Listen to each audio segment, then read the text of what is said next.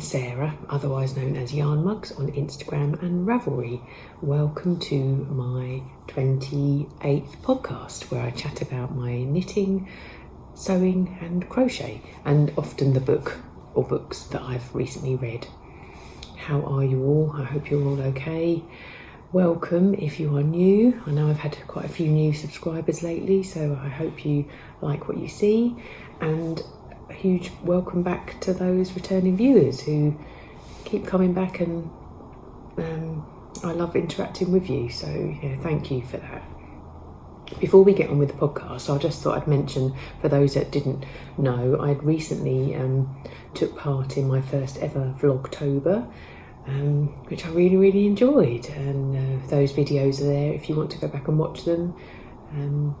Yeah, I never thought I'd be able to do Vlogtober, but I managed to film most days, and it was really well received, so thank you everyone that did watch and gave me such positive feedback, and I'll definitely be doing Vlogmas. Yeah, it was a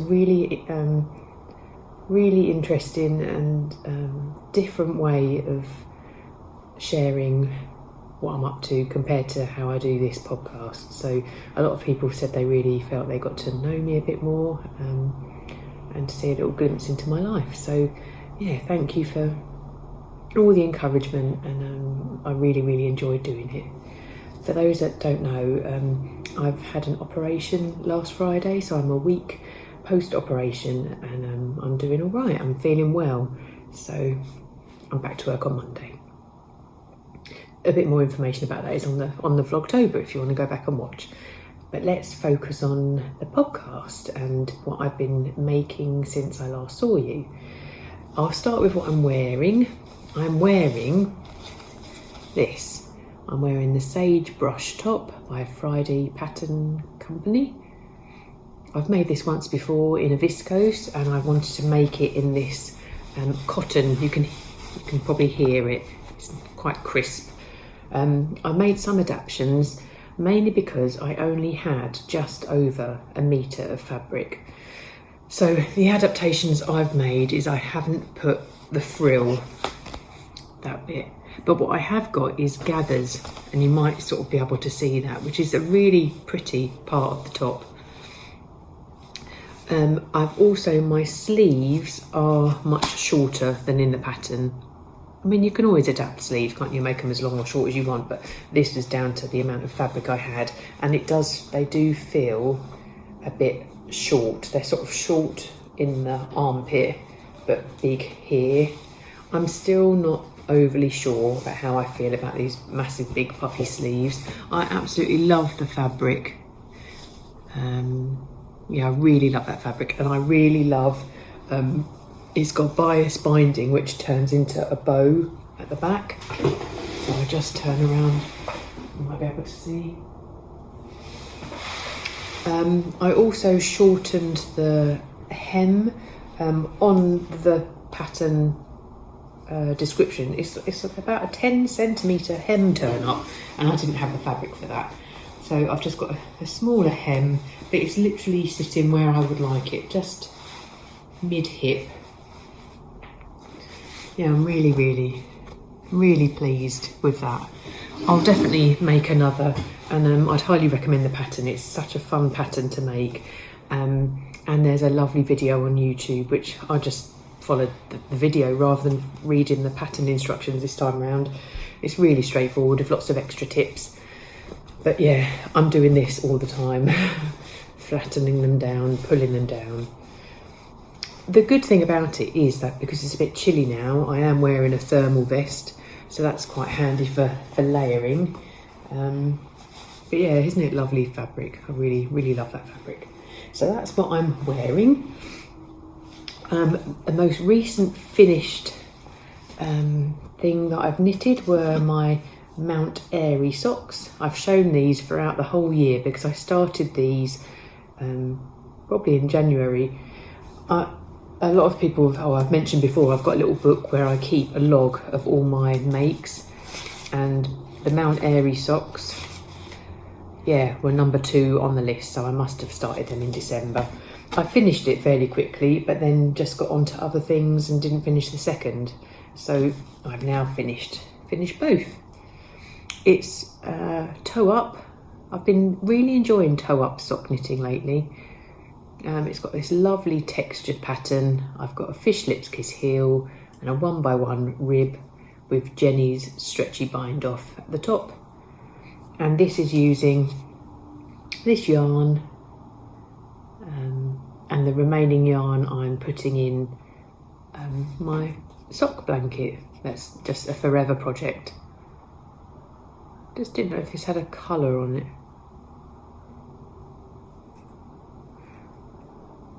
No, there's no kind of code with a colour. Oh yes, there is.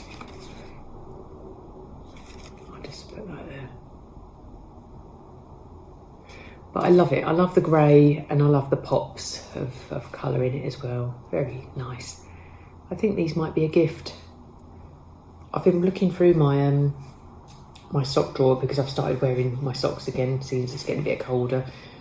And there are some that have got holes in and are wearing a bit thin, and so I think I'm going to have a bit of a clear out, and like I say, new socks I'm gifting straight away, and then maybe next year I'll start making some new socks for me. Aren't they lovely? So I'm really pleased to have that finished. I was counting up my works in progress the other day and I had 5 things on the go. Some of them have been on the go for a year or 2, and what I've been left with is oh, let me tell you afterwards. Let me show you all this stuff first and then I'll tell you what I've been left with. Let's have a sip of tea. This morning when I took my daughter to school, it was 5.5 degrees, so that's the coldest it's been so far, and we still haven't got the heating on. So we have been lucky with beautiful sunshine. I'm going to look like that. Can you see the blue sky? It's been really wet, but yeah, it's lovely when the sun's out. So the next thing, I showed you a bit of this last time, but it's now finished. This is a baby crochet blanket. And I think I was on the edge last time, but it's now completely finished. All in cotton, it's all been washed. It smells nice. Isn't that lovely? So yeah, I've got a friend at work who's announced that she's pregnant, and this will be going to her and her baby. I'm really pleased with that. Probably be real spring-like colours when that baby is due. And I've really enjoyed working with cotton as well. Nice. Another thing, finished thing was my Cosy Stripe blanket. Now I think this is another part of why I really enjoyed Vlogtober, because I really focused on working only on this project to get it finished throughout Vlogtober, and lots of people would comment every day, or like, you know, they were enjoying seeing it grow. So this is the Cosy Stripe blanket by Attic24. This is a blanket I've made for a friend, and I've said before that these colours really match her bedding. It's using Stylecraft Special DK. I did 100 stripes, 100 rows rather, because the stripes are in 2s. And once I got to the 100, I then did my edge, and I always knew I was going to do this for my border. I've done this once before on a blanket, and it's a front and back post treble, and it creates real stretch but squidge factor as well. I'll just show you the corners, because I didn't do them in the corners, it was just a treble, chain 1 treble in the corner. But it is lovely. Let me stand up and show you. It's nice. Oh, look at the garden and the blue sky. It is lovely. So it should fit over her double bed or wrapped around.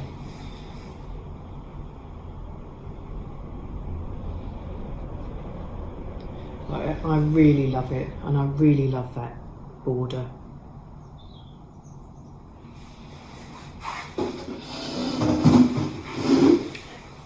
That smells lovely as well. So I find with Stylecraft Special DK, you know, we all know that you can put it in the washing machine, but once it's been in the tumble dryer, it just is so extra drapey. It's lovely.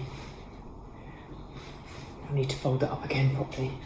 So yeah, I'm really pleased to have that finished. That's taken me quite a while because I think I started it in the summer when it was just far too hot to work on. So it's been lovely working on that through the chillier evenings, and I'll be able to give that to my friend next week. I think when you've had a blanket as part of your things on the go, you know, that takes up a lot of your time, but I'm quite good at being monogamous and just really focusing on getting a project finished. So I'm really pleased with that. When I finish those Mount Airy socks, all the patterns I talk about actually are down below in the description box. So if you miss what I'm saying, it will all be there with links. Yeah, so when I finished that, I cast on another pair of socks in this really lovely project bag, very autumnal. This is by Antler and Acorn. Can you see that? Antler and Acorn. It's a really nice, thin, squashable bag, which is handy to take out and about with you. So I've cast on this beautiful yarn by Mothy and the Squid in the tortoise shell colour. She did a selection of yarns quite a few years ago based on cats, and this is the tortoise shell. Let's see if I've got my little... Yeah, this is so old, it's very faded. That's the squid. Mothy and the Squid. And I bought this at my first ever Edinburgh Yarn Festival a few years ago. So what I was thinking is, because I've had this yarn for so long, I really want to make a really long pair of socks and use up the whole skein. I've never made really long socks before and used all the yarn up. I tend to make a pair of socks out of 50 grams. So what I'm doing, I've again done toe up, cast on 64 stitches, and I've decided to do this sort of, is it called broken rib? I've done knit 6, purl 2, knit 6, purl 2. This is just the front, so it's only on the front. On the back is just plain knitting.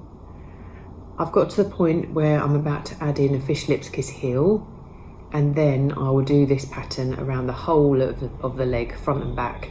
And I wanted a bit of a rib because it will be a bit stretchy, and that might help as I make longer socks up to my knee, like below my knee, I'm hoping, or just see how far I get. I'm going to keep weighing this, and once I get to 50 grams left, I know that I can make the next sock. But isn't it lovely? Perfect for autumn, and I'm really liking the little rib. I've never really done a sort of a made-up pattern myself. You know, I tend to just either do vanilla socks, just plain, or I'm following a pattern. But I thought, yeah, I might have to start doing that, being a bit more adventurous and just having a little play, see if I can think up some different patterns. I'm really pleased with that. It's lovely yarn, lovely to knit on. It's 75/25 merino nylon, so it's nice and soft, but with that nylon for sock knitting. Well, that's gone quick. That's all my makes. So my socks and the new socks, baby blanket, crochet blanket, and my sagebrush. I forgot to say I made this just before going to the knitting and stitching show in London recently, or in October. So yeah, that was a nice show to go to. I went with my sister. Okay, so that's all the makes. I'm now going to show you some yarn. All year, I've said this before in other podcasts, I subscribed to Beehive Yarn's Enchanted Yarn Club. and I chose to go with the DK option, and I've loved every single yarn that's come through. Look at this is the picture inspiration. There's your Beehive yarn, lovely label, beautiful yarn, really good match, isn't it? So I've got a lovely collection. This was a September one. There's been a bit of a delay on the October, but I've really loved it. And all year, because I was enjoying it so much, when Beth, her name is, when she was mentioning her yarn advent calendar, I just knew that her yarns were going to be lovely. So during my week off sick, the postman knocked on the door with her advent calendar box. And look at this, a year at the cabin. Now, when she talked about, or on Instagram, when she first advertised it, her inspiration was Little House on the Prairie, and as a child, me and my sister grew up loving them and watching them, and so when you open the box, I won't be giving anything away for anyone that's not got it, but it's a really lovely magnetic box that opens up.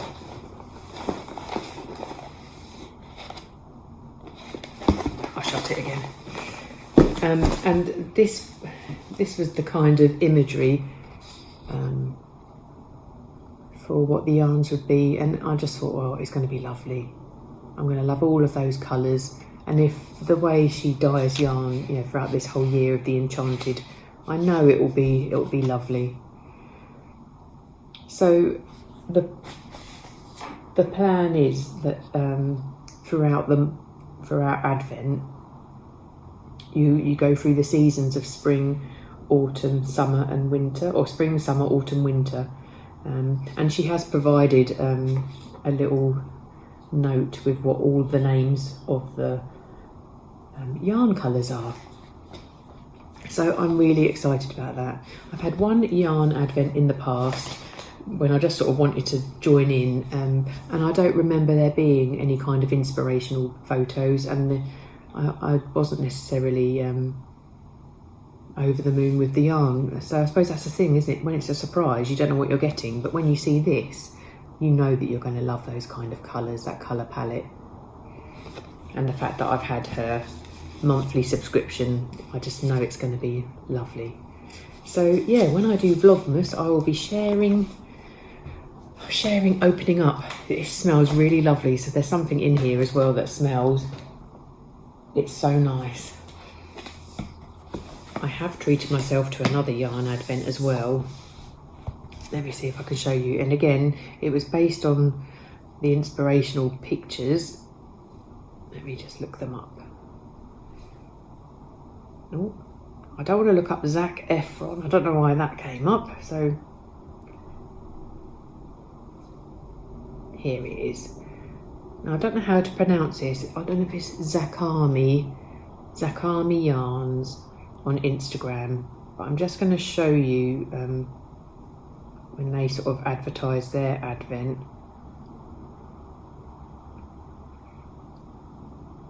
Yeah, it was described as a healing advent box. And again, it's just that kind of natural. Yeah, our healing boxes are like warm, welcoming cabins in the woods. They're designed to be mini therapy sessions over the darkest and coldest days of winter. Opening a new box every day evokes memories of the soothing sounds and warmth of crackling fires. I mean, you know, that just sounds so lovely, doesn't it? So very similar to A Year at the Cabin and Little House on the Prairie. But this says each colourway was inspired by one of the beautiful healing plants of this planet, and a short explanation of them comes within the boxes. Dark, moody, earthy tones. Oh, I just can't wait for that to come. So yeah, that is due to be delivered soon. And again, I'll show you those beautiful yarns throughout Vlogmas. Yeah, I feel really lucky and excited to have them. So I'll go back to what we were saying about the things I'm working on and what I've got left. So at one point I had 5 things on the go. 3 of them were blankets. And now I've finished the socks and finished that big Cosy Stripe blanket. I have still got my Charlotte's Universe blanket, which I plan to work on the end of November. I've got some annual leave and I really need to make that in the daylight because I follow a video when I'm doing that. So that's my plan, end of November. For a couple of weeks I'm really going to focus on Charlotte's Universe. I've also got the Yuletide blanket, which is another Attic 24 pattern. And I just picked this up again last night, and again my aim is I'm doing this every day for the next few weeks to get this finished.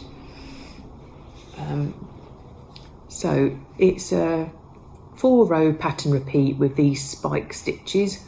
I'm using only 3 colours, the silvery, the blue and the dark grey. So it's not very big at the moment, but I know I've worked it all out. If I can do 3 rounds every night, I'll have this finished in the next couple of weeks. And it really will coincide with these colder evenings and us not really wanting to put the heating on. But I love it, isn't it nice? The texture is lovely. The texture is lovely on the back because it's, can you see there's like a ridge. So yeah, really pleased with that. The yarn I'm using for this is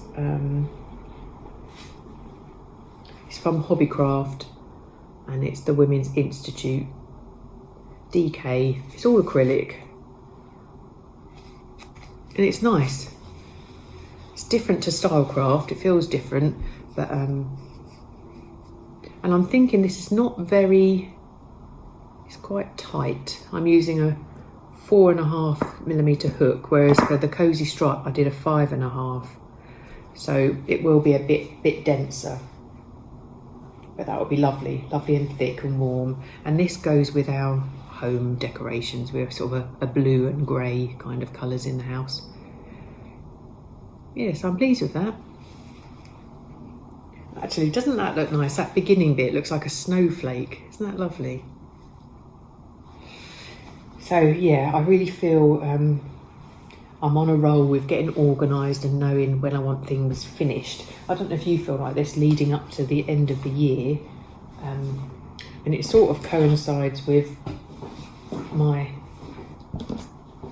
little book that I have. So this is my little book where I keep all my projects in. I say that I'm on Ravelry, but I don't ever use Ravelry for my projects. So sorry about that. I've got some old ones on there, but I don't use it like that. I use it for buying patterns and using it as a pattern library to store my patterns. But this book, I started it in 2021. And in 2021, I made 33 things. And then when I got to 2022, a couple of those things were carried over from the previous year, Charlotte's Universe being one of them. So far in 2022, I'm on to my 33rd thing that I'm making, and I'm right at the end of the book. So I haven't got any more space to add any new things, and I have I keep thinking I need to get both those blankets, Charlotte's Universe, Yuletide, these autumn socks. Oh, and I've got Harry Styles cardigan for my daughter to make. So I think that should keep me busy for November and December. And then in January, I'm going to start a new little book. My daughter was having a clear out and this was in the charity bag, and it's never been used.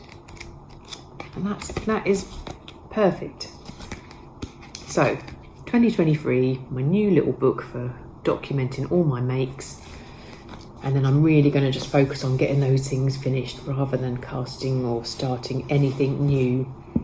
Do you all feel like that? Or I know this is an ongoing question, do people like having lots of works in progress, or can you just sort of focus on one thing and get it finished? I do like the choice, but I really like the satisfaction of finishing things. So yeah, that's my plan. Get those 2 blankets, pair of socks and a Harry Styles cardigan finished for November, December. Fingers crossed I can do that. Even if the Harry Styles goes into the new year, that is fine. I'll then start my loads of new cast-ons in January. Right, I think that's probably it. Oh, that's a quickie, 25 minutes. Oh no, books. So, I've got 2 books to share with you. This one, Bob Mortimer and Away. Bob is a British comedian. Me and my husband love him.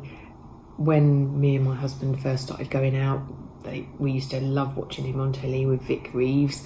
We've seen them on tour a few times, and this book starts when he was about to go on tour for, it might have been 25th or 30th anniversary from when we had originally seen them on tour, and he had a heart problem which required heart bypass surgery. So we had tickets for that show, so it just felt like I'm reading something about someone that we were part of. We were going to be going to that tour. He then recovered, and then they did go on tour, and we did go and see them. So this book, it really does bring back memories of the early years for me and my husband's relationship, but also, he's just lovely. He's so funny and sweet, and also just he describes his childhood, and you can't help but relate to that, from your own childhood and your own school days. And yeah, he's really funny. So I'm really pleased. That's a lovely, lovely book, especially if you love him. And then the next one, I'm nearly finished. I don't normally talk about books before I finish them because, that ending is sometimes so important, such an important part of the book. I've got 60 pages to go, but I just wanted to share it. This book I got from the library for 99p. I've never read Thomas Hardy before, and this book was written in 1887. Yeah, and at the front page, look, it was a gift for someone. But this is such a dry old copy. The pages are starting to break, so I am going to have to sellotape them in before I pass this on to anyone else or to charity. This book, it's beautiful. It took a little while to get into because the language, it's a bit like, not that I read Shakespeare, but sometimes you just have to read it and you'll understand after a little while. But it's after a while I really got into it, and it's a simple book, but it's really touching, and it's a real, again, sign of the times of what life would have been like in the 1800s. It's about a little hamlet where people that work in the woods or making cider from the apples, really living off the land. It's also about class and about those that are the workers and then those that live in the big manor house. It's about relationships, and that's where I'm at now. It's really coming to the end where I feel like it's emotional, and I feel sad and it's romantic. But if you imagine relationships in that time compared to how relationships are now, especially challenging relationships or when people don't want to be in a relationship anymore. So it's a real it's so frustrating because you just want things to be okay, but it's also understanding that is how things were in that time. So yeah, I'm really pleased that I've managed to read a Thomas Hardy book. And the background of this, they say that this is probably Thomas Hardy's favourite piece of work. So yeah, it's lovely. So yeah, I would recommend it, but just be prepared. The beginning, it just gets you a little while to get your head around the language, and it's really lovely, and you can really visualise living here, amongst the woods and the seasons, and the descriptions are lovely. There was a really lovely description I just read recently when he was talking about in the woods when it's rainy. Oh, here it is. So he's talking about all the trees and lichen and the moss, and it said, at their roots were stemless yellow fungi like lemons and apricots, and tall fungi with more stem than stall. I thought that was really lovely. When you think of toadstools, I didn't really realise, is that what it means? It looks like a stool, like a little seat. So to see a fungus or fungi with more stem than stall, and I could picture it because you've seen those really thin, long-leggedy mushrooms and toadstools. So yeah, I loved it. So yeah, I'd really recommend. Right, I think that is it. Oh, look at I'm going to turn away because as soon as I look at the camera, it focuses on my face. But if you can see the sky and all the greenery still. Right, I'm done. Sip of tea. Okay, so hopefully see you in a month, my normal monthly podcast, and definitely see you in December for Vlogmas. Join me if you fancy, if that's what you like. And it's very simple, you know, I'm not very technical, but they're definitely from the Vlogmas videos. It's just nice little moments from my day. Very short videos, only between sort of, 5 and 10 minutes long. So I'm really looking forward to that for December. Okay, hope you're all okay. I'm sure I said this at the beginning, but honestly, thank you so much. Thanks everyone for following, subscribing, liking, commenting, Ko-fi donations, all of it. It means it's huge. I'm still blown away by it all, that people are interested. So yeah, take care. See you soon.